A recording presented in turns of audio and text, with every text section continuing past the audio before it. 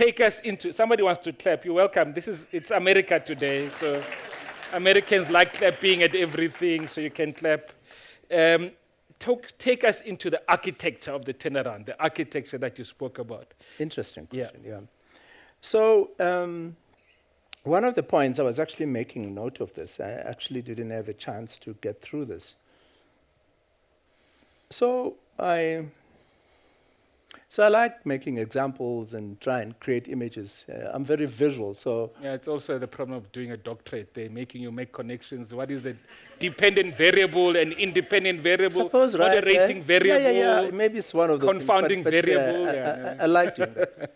So another example, I moved away from the hospital example. Yes. The other one I want to make is just try and picture a massive aircraft on a descent, heading down at high speed, heading for a crash with 51,000 passengers on board.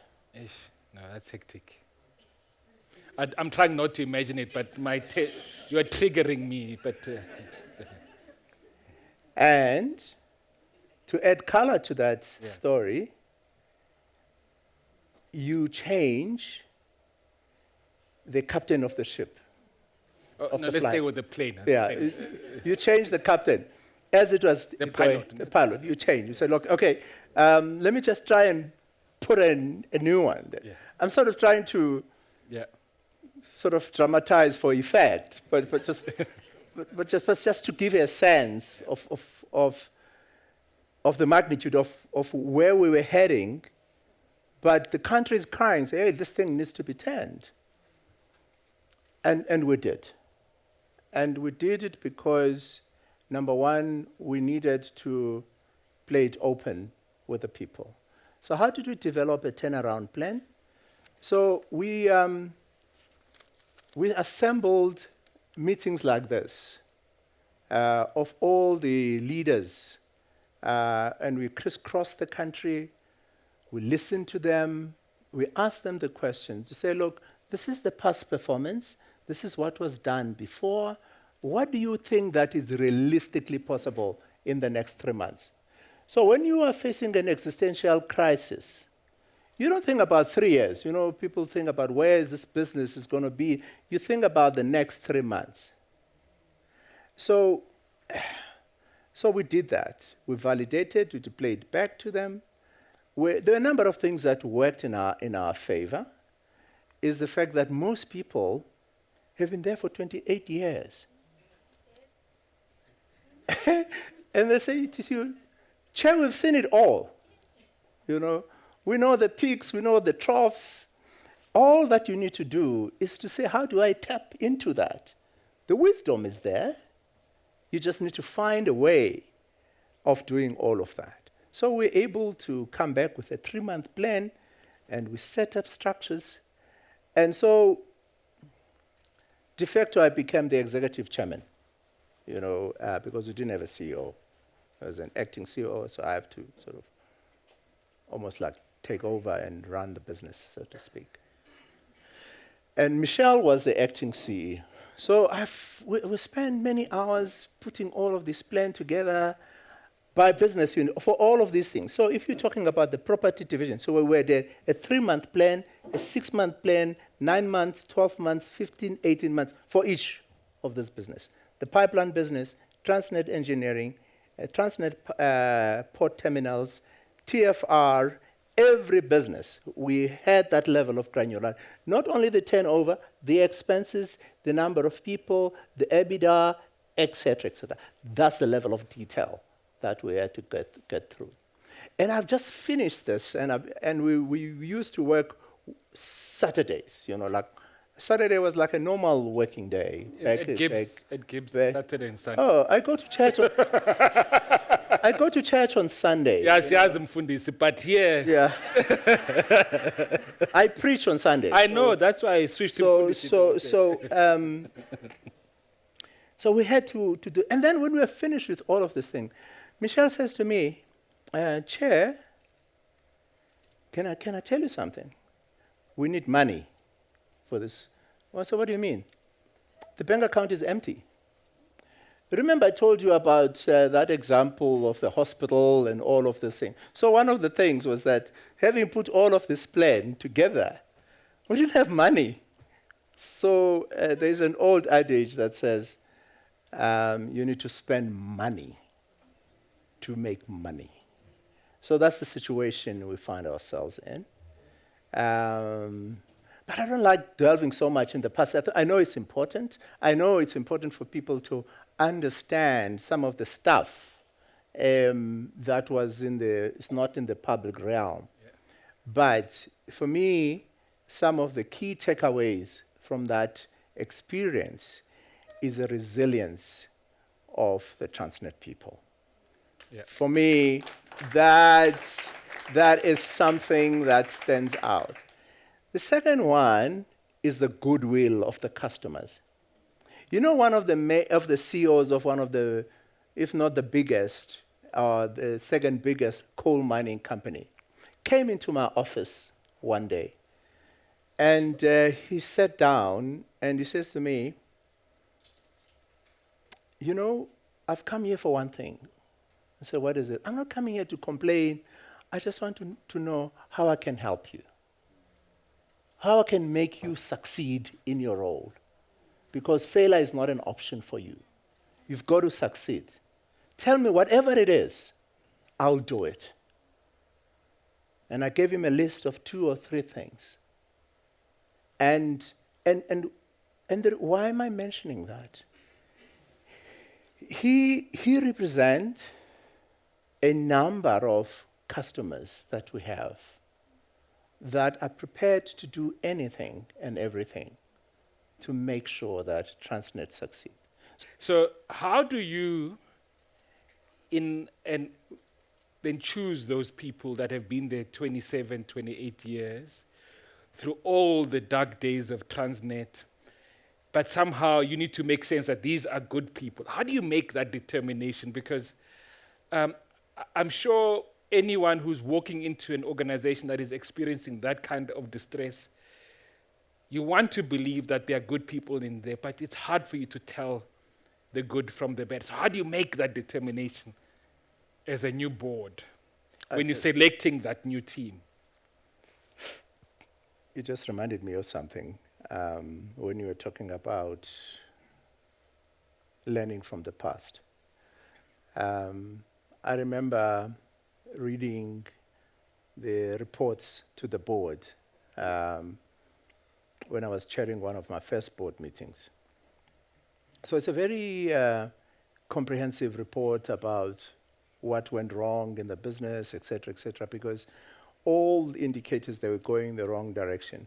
But there's something that stayed with me during that time is that, you know, you would be presented with this report about the diagnosis, what is wrong, whether it's a train derailment, et cetera.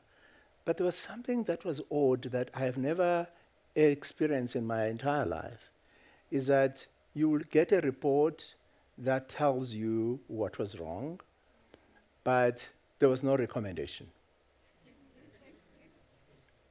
It's almost like managing up, you know, to say, okay, there is a problem. You, the board, you need to sort it out. And you may think it's a small thing, but it's a big thing because we are employing executives to make decisions. Yeah. To the board is to provide oversight and keep its distance and its independence on the decisions so that it can evaluate the efficacy of all those decisions, provide guidance where it is required. But those are sort of the remnants of the state capture era, you know, where the organization sort of froze into a state of paralysis, you know, almost needing for someone to unfreeze it. Yes. You know, to say, it's okay to make decisions, even if they are wrong, but we are employing you, we are paying you to make the decision. But to try and almost give people their freedom, you know, that in itself was a journey. And it also needed a sense of creating security where people feel secure. So we have to start building those nets where people felt that I can trust the chair. I can speak to him. I can do this. I can do that. So I think that unless you have lived through that, you will never imagine what it was like to manage, under those conditions and circumstances. So I thought I should just, No, we appreciate that. just Thank you. to bypass there and answer your question. So this was one of the most difficult decisions that we had to make as a board. Number one is that we were new. We don't know anybody. So if someone says, Mr. T is good, you don't know that. You don't have any reference point. We're new. So we don't know, we can trust you, we cannot trust you, we don't know. And that's where leadership matters. And that's where values matters. So we had to be guided by a value set. And so there are things that we can train for. There are things that we can coach for. There are areas in which we can develop. But if there is a rupture at the level of values, it's tickets. So we were not going to compromise on that. So I'm not saying that the team that we appointed ticked all the boxes, but as the board, that was a massive consideration for us to make sure that, number one, we have people that have institutional depth and knowledge, understanding, are able to navigate the organization, they understand the culture, have a good sense of the problems, but they've got a very strong ethical framework. Because if we wanted to build this business, the foundation has to be right. The principles upon which we drive the turnaround should not have any cracks or fault lines. And I want to believe, as I'm sitting here today, that probably one of the things that we have done right. And the rest we can train for, the rest we can coach. And I really think that even what you see and experience and listen to people, that at that level, you won't find us wanting. The second point I want to say is that, of course, you try and triangulate and you do your own homework. You speak to internal people, you speak to external people. The nice thing about the chair is that everybody wants to talk to you. So they say, yeah, Chair, can we have a cup of coffee? And then you say, look, yeah, what do you think of so-and-so? So, but they're not going to ask you why. They'll just tell you what they think and so on. Okay, and then you speak to somebody else, you triangulate, and it helps you to form a view. But it's not only your view. Then you go and present it to your board members, you listen, and so on and so forth.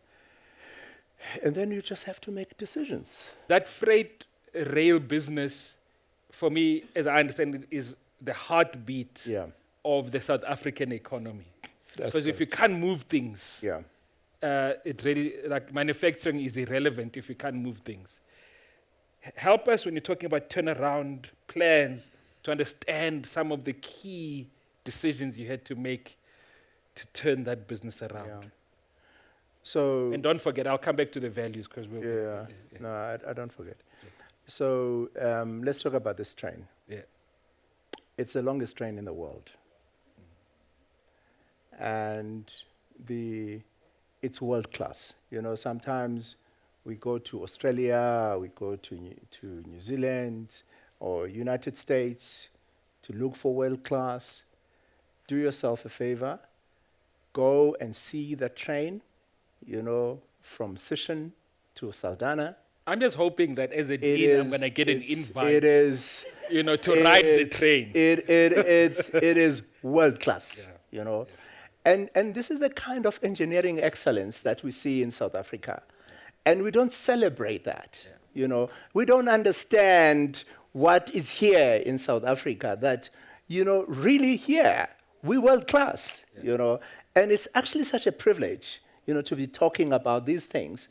In fact, our TFR colleagues, Transnet Fred, hosted colleagues from Australia to come and see what they did engineering-wise to carry that load, you know, and this is Transnet, this is South Africa, this is our state-owned enterprises, you know. So first thing on TFR, where to deal with the issues of leadership. You know, we've spoken about that. And why is that important, Morris? Is because we needed a technical person. You know, Russell Badges, he's a railman, you know. And some of these businesses, you need technical people who speak technical language, who understand, you know, who can be able to roll up their sleeves and supervise a maintenance shutdown and do all of that and give technical guidance and listen and all of that, engage with the suppliers, et cetera, engage with the engineers, et cetera. Let's not run away from the fact that Transnet is one of the biggest engineering outfits in the country. So you need to make sure that at the very top, you have people like that, but driven by the same kind of value ethic. So this was, for us, it was never an either or, to say we're going to get technical competence at the expense of the other. It was just finding a place where you can pull all of that together. And also supporting them, capitalizing the business, and also making sure that you go with them to speak to the clients, because we had to negotiate a lot of things. There were penalties that were facing us. We had to ask the client, say, give us time. And what we did was to present these kinds of turnaround plans.